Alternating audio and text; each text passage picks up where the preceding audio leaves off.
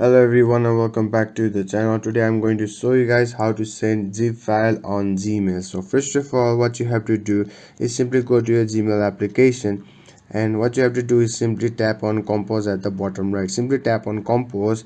Now select the username, select the email address that you want to send.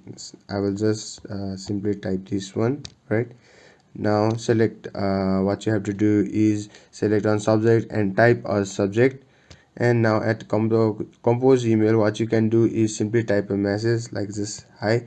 Now the main part is what you have to do is at the above you can see a paperclip icon. Simply tap on the paperclip icon and you will see two options. You can either insert from drive or attach the files from your mobile phone. Simply you can also most of the time you have to tap on this attach file option at the above.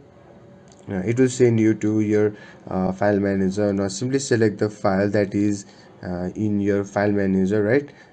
And what you have to do lastly is simply tap on this paper plane icon at the top right, which is on blue color. Simply tap on it. Now your zip file on Gmail will be sent to the receiver, and there you have it. If you found this video helpful, please give it a thumbs up and don't forget to subscribe for more tutorials. Comment down your thoughts, and until then, goodbye.